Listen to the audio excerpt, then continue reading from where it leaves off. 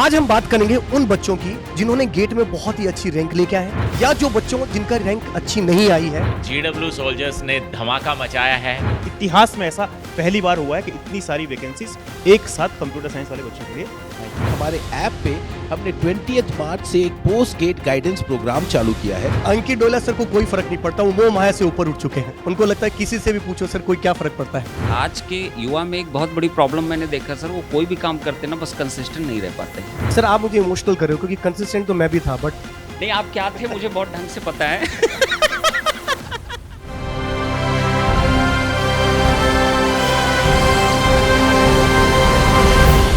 Hello दोस्तों, कैसे हैं आप लोग। सबका स्वागत है हमारे ये प्यारे गेट वाला चैनल पर।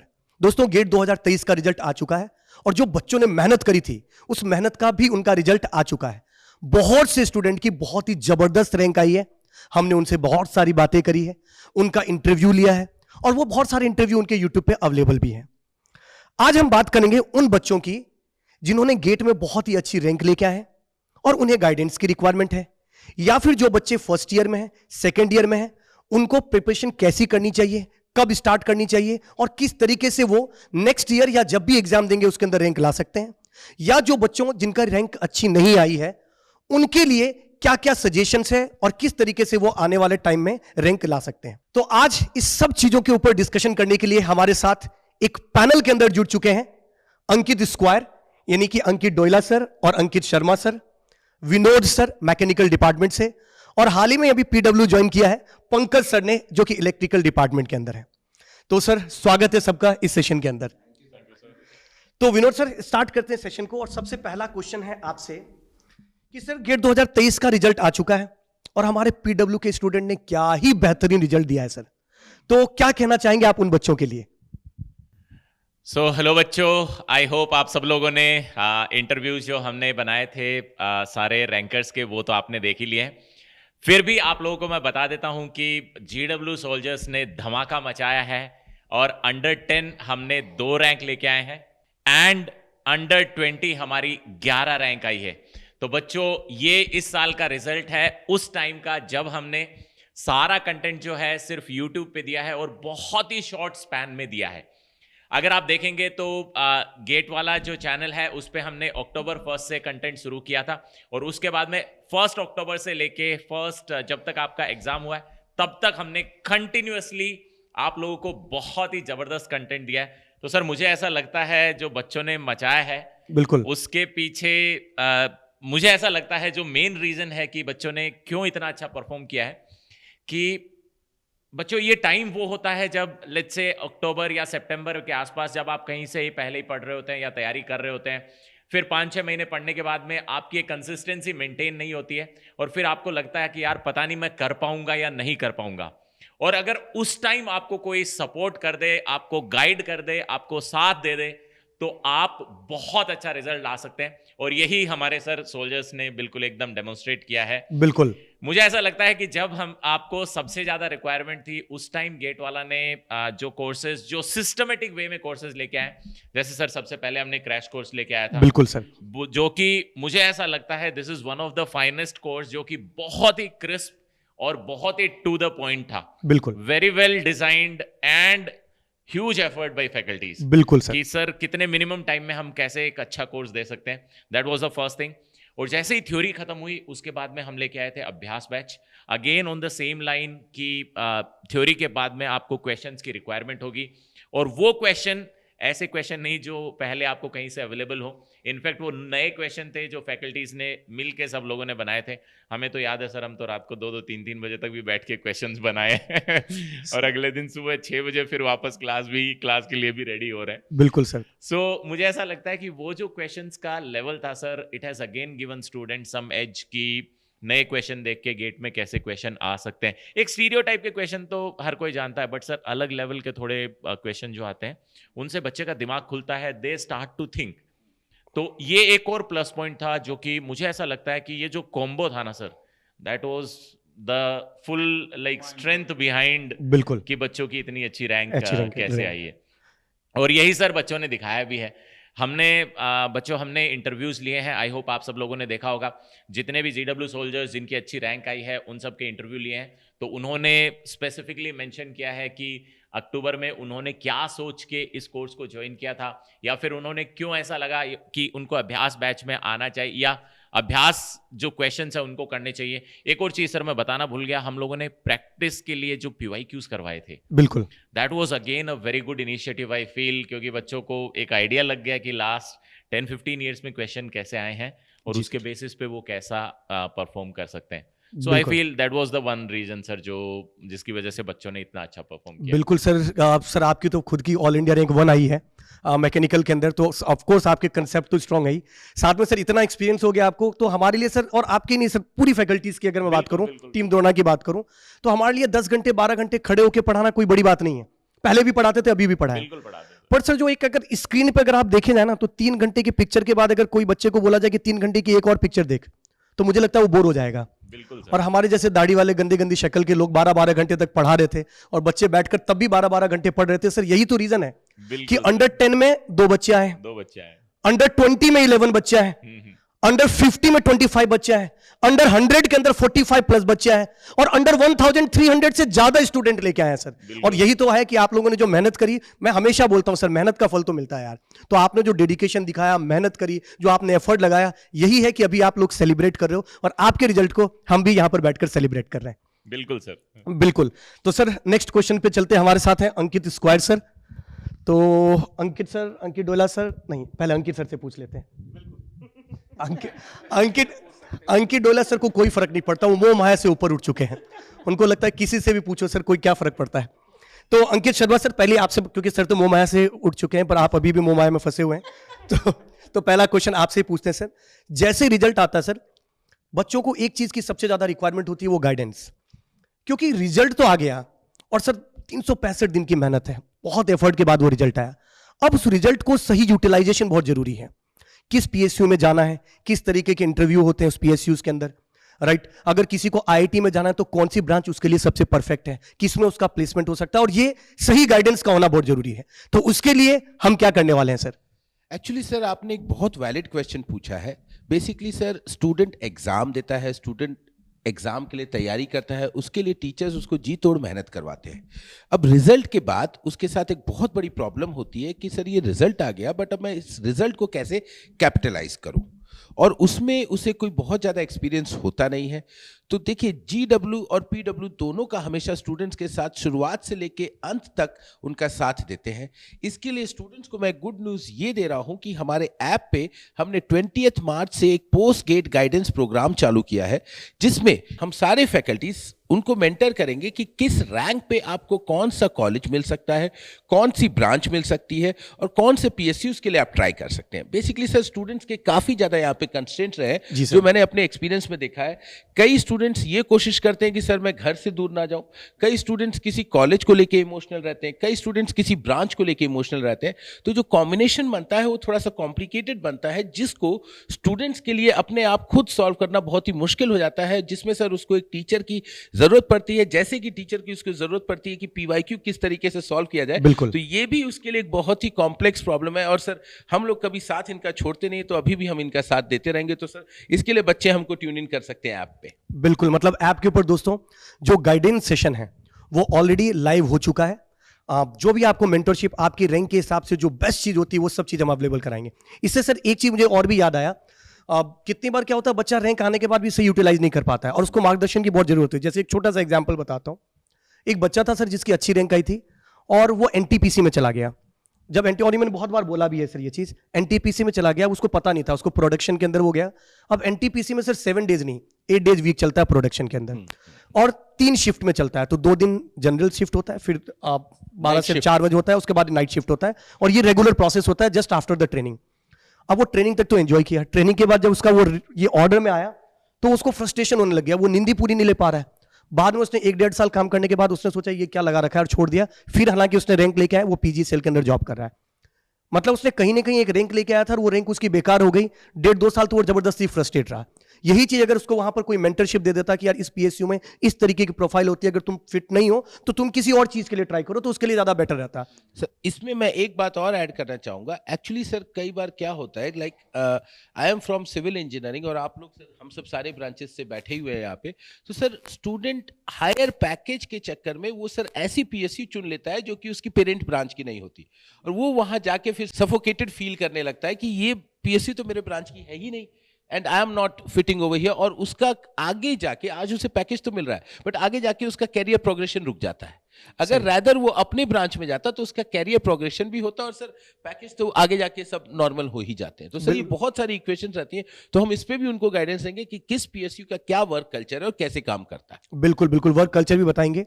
और खाली अंकित शर्मा सर बोल रहे हैं तो खाली ये मत सोचिएगा आप कि खाली सिविल के बारे में बताएंगे, राइट? इलेक्ट्रिकल, इलेक्ट्रॉनिक्स, मैकेनिकल सारी ब्रांच में बताया जाएगा। सर सीएस में बताया जाएगा क्या? सीएस में पीएसयू होता है क्या सर? बिल्कुल होता है, होता है। बिल्कुल होता है सर। कितने पीएसयू होते हैं सर सीएस में पीएसयू से बड़ा धमाल अभी आ गया है ना, एनआईसी। अच्छा, मतलब सीएस के बच्चे भी शोषित फील नहीं करेंगे? बिल्कुल नहीं फील कर रहे दोस्तों। 600 पोस्ट आई हैं किसके लिए? एनआईसी के लिए। बहुत सारे स्टूडेंट्स डिमांड भी कर रहे थे कि सर क्या इसके रिगार्डिंग कोई कोर्स भी होगा, तो उसके लिए दोस्तों हम आपके लिए कोर्स भी लेके आ चुके हैं। और ये एक बहुत बड़ा नंबर है सर, 600, मतलब कंप्यूटर साइंस वाले ब्रांच के लिए ये 600 बहुत बड़ा नंबर है। शायद ही पिछले 10 साल में, मैं क्या बोल रहा हूँ, इतिहास में ऐसा पहली बार हुआ है कि इतनी सारी वैकेंसीज एक साथ कंप्यूटर साइंस वाले बच्चों के लिए आई हो। सर यहाँ पे एक पॉइंट मैं ऐड करना चाहता हूँ। जैसे सर आप बता रहे थे कि पोस्ट गेट गाइडेंस के रिलेटेड हम लोग मतलब फ्री ऑफ कॉस्ट में बच्चों को प्रोवाइड कर रहे हैं।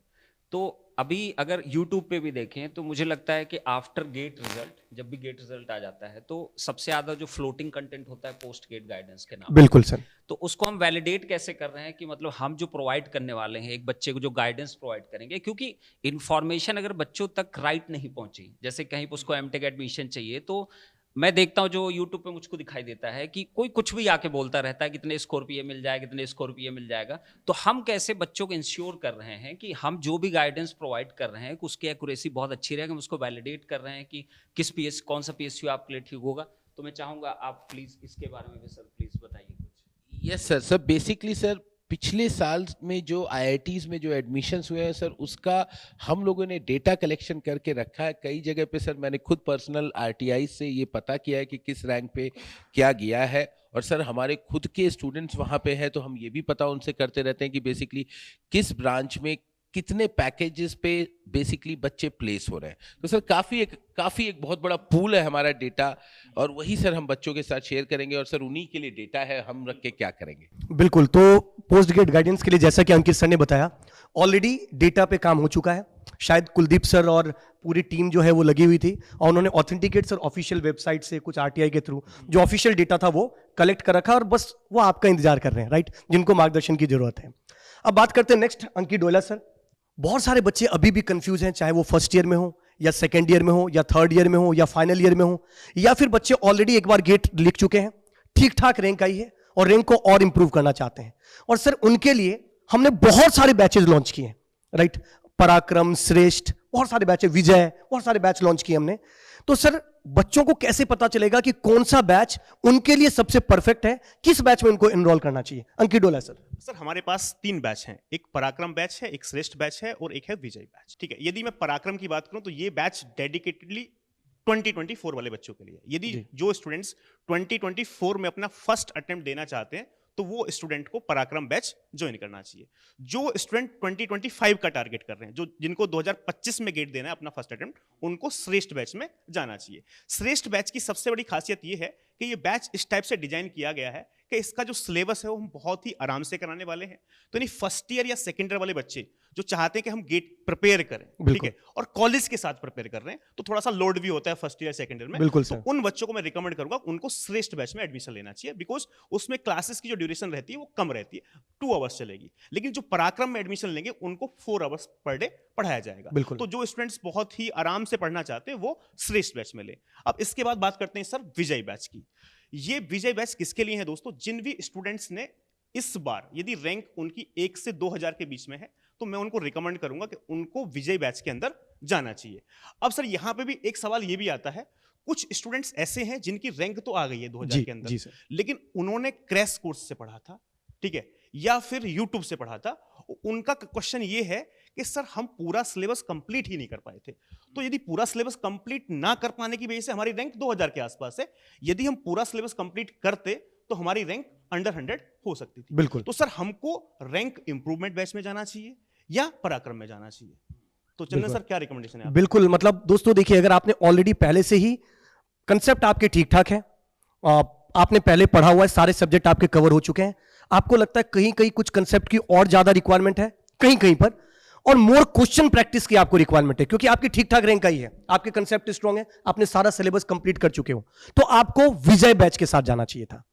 बट अगर आपको अभी फ्रेश शुरुआत करनी है और 2024 में ही पेपर देना है, या फिर आपने YouTube से पढ़ा है, क्योंकि YouTube पे भी सर बहुत सारे कंटेंट डेवलप, हमने खुद नहीं अथाह कंटेंट दे रखा है YouTube के ऊपर, राइट, अपना क्रैश कोर्स सारी चीजें पढ़ रखा है, पर कहीं ना कहीं सारा सिलेबस आपका कंप्लीट नहीं हुआ, कुछ सब्जेक्ट छूटा हुआ है, आपको पूरा सब्जेक्ट कंप्लीट करना है, क्वेश्चंस भी लगाना है, टेस्ट सीरीज भी देना है, यानी आपको एक तरीके से फ्रेश शुरुआत करनी है, तो और देना 2024 में ही है, तो आपको देना है पराक्रम, आपको पराक्रम बैच में एनरोल करना चाहिए। और जिनका टारगेट 2025 से स्लो स्लो, क्योंकि कॉलेज में बहुत ज्यादा लोड रहता है, जैसा बताइए, असाइनमेंट बहुत होते हैं, हालांकि कॉपी पेस्ट करना होता है, पर फिर भी टाइम तो लगता ही है सर कॉपी पेस्ट करने में भी, तो बहुत ही लोड रहता है, राइट। कुछ लोग मोहमाया में भी फंसे होते हैं, पंकज सर भावुक हो गए मोहमाया के नाम पर, तो पंकज सर से भी उनकी पूरी स्टोरी सुनेंगे कि क्या कहीं ऐसा तो नहीं कि पंकज सर भी, अच्छा पंकज सर 4th ईयर तक मोह माया में फंसे हुए थे, उसके बाद में आए। सही। सर पराक्रम और श्रेष्ठ बैच में सिर्फ एक ही डिफरेंस है कि पराक्रम की क्लासेस जो चलेंगी उनकी ड्यूरेशन 4 आवर्स होगी per day, Monday to Friday, यदि उसने वीकडे बैच लिया है। श्रेष्ठ में सिर्फ 2 ही आवर्स क्लास चलेगी, लेकिन सिलेबस दोनों में ही कंप्लीट कराया जाएगा। और जैसे कि मान लो कोई सब्जेक्ट 80 आवर्स का है, तो 80 आवर्स ही पराक्रम में पढ़ाया जाएगा और 80 आवर्स ही श्रेष्ठ में पढ़ाया जाएगा। तो ऐसा कुछ नहीं है कि कंटेंट से कहीं कंप्रोमाइज करने वाले हैं। बिल्कुल, मतलब कंटेंट दोस्तों सेम ही रहेगा, बस जो 2025 में प्रिपेयर कर रहे हैं उनके लिए बहुत टाइम है, कॉलेज के साथ मैनेज करना है, तो आपको थोड़ा स्लो रेट से कंटेंट पूरा कराया जाएगा, पर स्लो रेट से कराया जाएगा। पर जो 2024 में, उनको तो 24 में ही देना है पेपर, टाइम कम है, तो आर्ट्स बढ़ाया जाएगा और कंटेंट उसमें भी उतना कराया जाएगा। तो मेरे ख्याल से काफी कुछ क्लियर हो गया बैचेस के बारे में, और कोई कंफ्यूजन भी नहीं होगा। अब हमारे साथ एक और है पंकज सर, क्या ही उनका क्रेडेंशियल है, जबरदस्त उनका एक्सपीरियंस है, और उनका ये एक्सपीरियंस बच्चों के लिए बहुत ही ज्यादा बेनिफिशियल होने वाला है। तो पंकज सर, थोड़ा सा आप ये गाइड करिए बच्चों को कि जो 2024 या 2025 के लिए जो प्रिपेयर करने वाले हैं, उनको किस तरीके से प्रिपेयर करना चाहिए, क्या उनको माइंडसेट रखनी चाहिए, क्या क्या पॉइंट का उनको ध्यान रखना चाहिए इस एग्जाम को क्रैक करने के लिए, वो भी सिंगल डिजिट और डबल डिजिट के साथ। सर, जो स्ट्रेटजी होती है किसी पर्टिकुलर एग्जामिनेशन के लिए, चाहे वो गेट की स्ट्रेटजी हो या ईएस की स्ट्रेटजी हो, हमेशा एक साइकिल चलती है। साइकिल के अंदर क्या होता है, एक सर्कुलर साइकिल टाइप का होता है कि सबसे पहले आपको एक स्ट्रेटजी बनानी होती है, सेकंड नंबर पर आपको स्टडी करना होता है, थर्ड नंबर पर आपको फिर उसको प्रैक्टिस करना होता है, एंड फोर्थ पे आपको रिवाइज करना होता है, और फिर आपको टेस्ट करना होता है। तो ये एक साइकिल रिपीटिशन होता है। ये बच्चे के लिए उतना ही एप्लीकेबल और एक टीचर के लिए उतना ही एप्लीकेबल होता है। बिल्कुल सर। टीचर को जब भी अगर उसको किसी बैचेस में पढ़ाना है या यूट्यूब पे पढ़ाना है, तो आई थिंक यही साइकिल हम लोग भी फॉलो करते हैं। बिल्कुल सर। कि पहले बच्चों, जैसे अभी हम लोग इस सेशन का मोटिव क्या है, इस सेशन का मोटिव यही है कि पहले हम उसको एक स्ट्रेटजी प्रोवाइड कर रहे हैं कि आपको क्या क्या चीजें करनी चाहिए। तो इस स्ट्रेटजी का पहला फेज हो गया। सेकंड फेज भी हम लोग जो स्टार्ट करेंगे, जो प्लानिंग फेज होना चाहिए, वो हम लोग कैसे कैसे क्या क्या चीजें पढ़ने वाले सब्जेक्ट को कैसे लाइन करना है, क्या क्या हमारा पहला प्रायोरिटी सब्जेक्ट होना चाहिए, क्या हमारा दूसरा प्रायोरिटी सब्जेक्ट होना चाहिए। बिल्कुल। देन आफ्टर हम फिर उस जोन पे जाएंगे जो प्रैक्टिस वाला पार्ट हो जाएगा, देन आफ्टर हम रिवीजन वाले पे, देन आफ्टर हम टेस्ट सीरीज, और ये एक रोटेशन पे चलता रहेगा। इस रोटेशन को मुझे लगता है कि पूरे ईयर ऑन ईयर, या 2 साल का अगर आप बैच कोई कर रहे हो, या फ्री में पढ़ रहे हो, या आप सेल्फ स्टडी भी कर रहे हो, कैसे भी आप करो, इस रोटेशन को ब्रेक नहीं करना चाहिए। बिल्कुल sir. This is the most perfect rotation. और ये टीचर के लिए उतना ही एप्लीकेबल होता है जितना एक स्टूडेंट के लिए होता है, क्योंकि स्टूडेंट अकेले तैयारी नहीं कर रहा होता है, एक टीचर भी उतनी ही मेहनत कर रहा होता है उस बच्चे के लिए भी। बिल्कुल तो सही मेरे बात है। हिसाब से यही चीज हम गेट वाला पे भी कर रहे थे, और आगे शायद उसको और बेटर वर्जन में हम लेके आएंगे कि ये सारी चीजों को हम इसी वे में एग्जीक्यूट करेंगे। और बैचेस में मुझे लगता है कि हम लोग यही काम करने की कोशिश कर रहे हैं, पहले स्ट्रेटेजाइज कर रहे हैं, फिर बच्चों कैसे लेक्चर देना है, फिर बच्चों कैसे प्रैक्टिस कराना, उस प्रैक्टिस पीवाईक्यू सेक्शन कितना रखना, उस प्रैक्टिस में हमको कुछ नए क्वेश्चंस की जरूरत पड़ती है, उसको हम लोग कैसे करते हैं, फिर हम रिवीजन के लिए मोड रख रहे हैं कि भाई हम रिवीजन कैसे कराएंगे, देन आफ्टर हम आ जाते हैं टेस्ट के लिए, हम लोगों ने पोर्टल बना रखा है। तो सेम पैटर्न को हम लोग फॉलो करते हैं और बच्चे के लिए यही सबसे मोस्ट स्ट्रेटजिक पार्ट होता है और इसी के ऊपर यूट्यूब पे सबसे ज्यादा कंटेंट फ्लो होता है जो बच्चा हमेशा ढूंढता रहता है हमें क्या स्ट्रेटजी फॉलो करनी चाहिए। बिल्कुल। फॉलो तो एक भी नहीं हो पाती, उससे 2 दिन फॉलो हो पाती। बिल्कुल। आपको क्या लगता है सर, मतलब बच्चों का सर वो फ्लोट होता है? अपन पिक्चर में नहीं देखते हैं वो, जैसे मान लो एक किसी को फाइंड आउट करना होता है हाँ। तो या फिर किसी टेररिस्ट एक्टिविटी को फाइंड आउट करना पड़ता है तो दीवार के ऊपर पूरा एक फोटो लगी होती है, फिर 4 ऐसे लकीरें जा रही होती है। बिल्कुल हाँ। बिल्कुल सर बच्चा जब स्ट्रेटजी बनाता है ना वैसे ही बना रहा होता है हाँ। कि अब मैं ये बनाऊंगा, ऐसे से करूंगा, ऐसे से करूंगा, ये रैंक 1 ऐसे आएगी। हाँ, और नीचे इसी वीडियो के नीचे कमेंट देखिए अभी आएगा, yes I want this type of content, मुझे यही इस वक्त चाहिए था। ये कितने दिन सस्टेन कर पाएगा, ये बहुत इंपॉर्टेंट। तो आई थिंक विनोद सर इसमें कुछ ऐड करना चाहेंगे? सर बिल्कुल एकदम परफेक्ट स्ट्रेटजी है, ऐसा ही स्टूडेंट का होता है। आपके पॉइंट पे एक मैं रीइंस्टेट करना चाहूंगा जो अभी आप बोल रहे थे कि सर कंसिस्टेंसी। बिल्कुल सर, अगर बच्चे ने कंसिस्टेंसी मेंटेन कर ली तो मुझे नहीं लगता है कि सर कभी ऐसा हो पाएगा। ये लंबी रेस है, मैराथन है, बस आपको ये देखना है कि मुझे धीरे धीरे करके चलना। आप ये मत देखो मैंने 4 महीने हो गए, 6 महीने हो गए, 8 महीने हो गए, बिल्कुल मत देखो। आप बस ये देखो मेरा एक सब्जेक्ट खत्म हो गया, यस एक माइलस्टोन आ गया, सेकंड माइलस्टोन आ गया, थर्ड माइलस्टोन आ गया। धीरे धीरे करके आप उसको कंसिस्टेंटली आप उसको मेंटेन करते रहो। ऐसा भी मत करो कि पहले 1 महीने इतना दम लगा के पढ़े कि बाद में पूरा पेशेंस ही खत्म हो गया, खुश हो गया। बिल्कुल सही बात तो है। आपको कंसिस्टेंसी सर बहुत मेंटेन करनी है। अगर आपने 7 घंटे पढ़ो या 6 ही घंटे पढ़ो, बट हर दिन शेड्यूल बना के पढ़ो और ये सोच के पढ़ो कि नहीं आज मैं 6 घंटे पढ़ूंगा, मुझे पढ़ना ही है, उसके अलावा मेरे पास में कोई ऑप्शन नहीं है। आपको खाना खाना है, खाना ही है।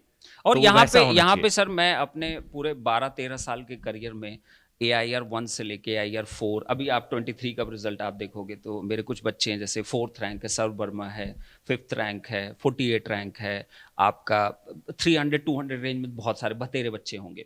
तो उनको मैंने हमेशा यही गाइड करने की कोशिश किया कि आप ज़्यादा फोकस इस बात मत करो कि मैं ज़्यादा मार्क्स कैसे लेके आऊँ, आप फोकस इस बात पे ज़्यादा करो क्योंकि जब भी एक ना कोई चीज़ आप शुरुआत करते हो, कोई चाहे आप पढ़ाई करो, चाहे बिजनेस करो, चाहे टीचिंग करो, चाहे कोई भी XYZ आप काम करो, इनिशियल जो एक्साइटमेंट लेवल होता है ना, इनिशियल जो एनर्जी पावर सब कुछ होता है ना, वो बहुत ज़्यादा होता है। लेकिन उसको कितने दिन तक आप सस्टेन कर पाते हो ये बहुत मुश्किल होता है। तो हाँ, execution is the main point. तो सर ने जैसा बोला कंसिस्टेंसी, डिसिप्लिन और आपका उसको स्ट्रैटेजिक वे में आप पूरा अपने फ्लो के 1 साल तक ले चल पाते हो, ये सबसे इंपॉर्टेंट चीज होती है। तो मेरे हिसाब से जो मैंने अपने पूरे करियर में जो बच्चों को यही मैंने सिखाया हमेशा कि आप स्टडी फोकस से बेहतर है सबसे ज्यादा फोकस करो कि मैं रेगुलर कैसे रह पाऊं, ये सबसे इंपॉर्टेंट पार्ट है।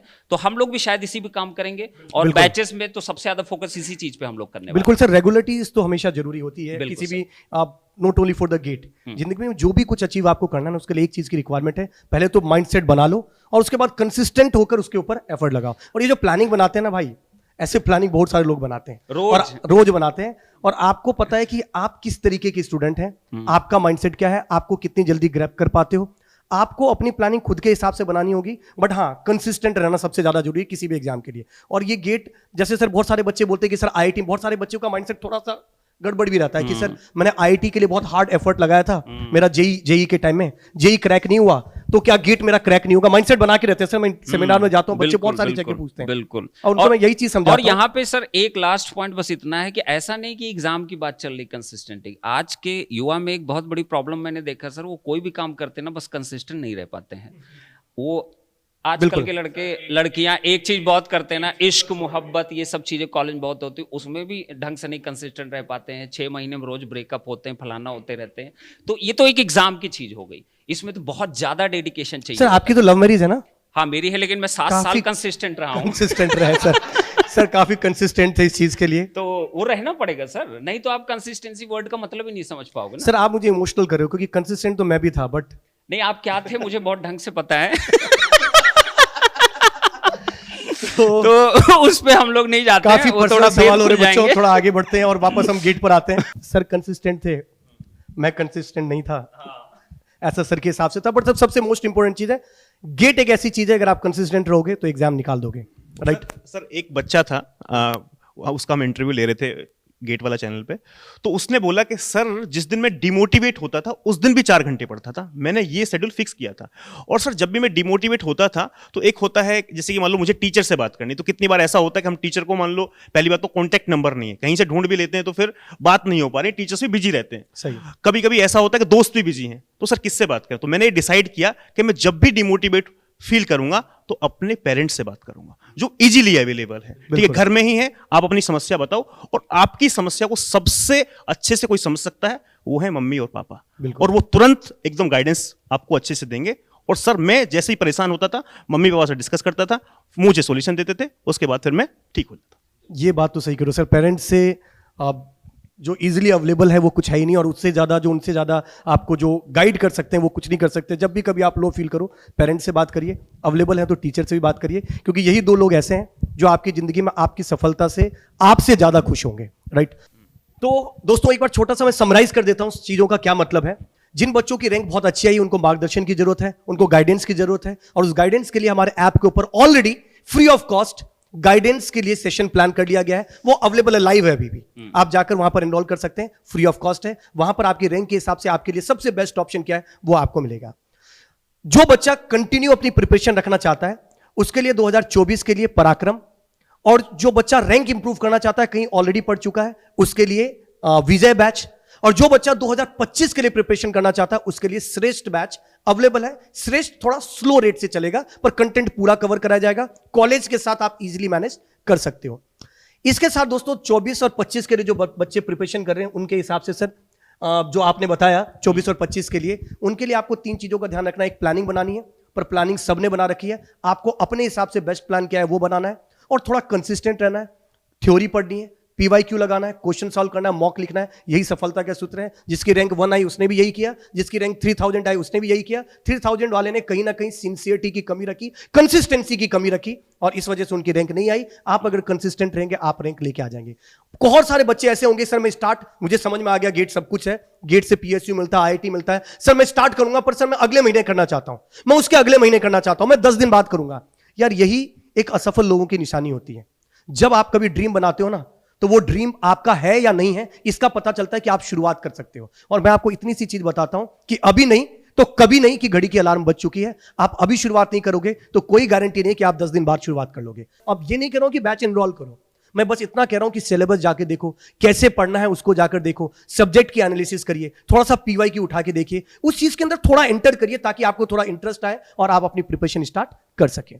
सर ये इतना जल्दी जल्दी बोलते कैसे हो आप?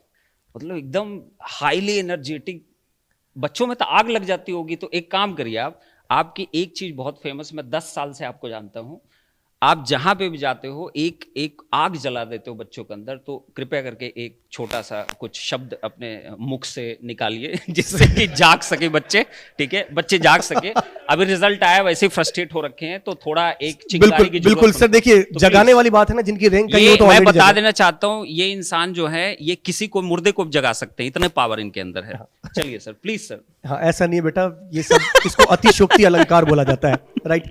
तो देखिए जो शायरी की बात है सर, देखिए जिनकी रैंक आई है ना वो तो ऑलरेडी मोटिवेटेड है, राइट, तो उनको मोटिवेट करने की जरूरत नहीं है। बट हाँ जिनकी रैंक नहीं आई, जो कहीं ना कहीं डिसअपॉइंटेड है, उनके लिए जरूर बोलना चाहूंगा कि बुझी शमा भी जल सकती है, मुश्किलों से कश्तियां भी निकल सकती है। बुझी शमा भी जल सकती है, मुश्किलों से कश्तियां भी निकल सकती है। हो के मायूस यूं ना अपने इरादे बदल ए मेरे दोस्त, आपकी जिंदगी अब भी बदल सकती है। और जिंदगी बदलने के लिए तो गेट वाला और टीम दोना तैयार है। क्या बात है। Thank you.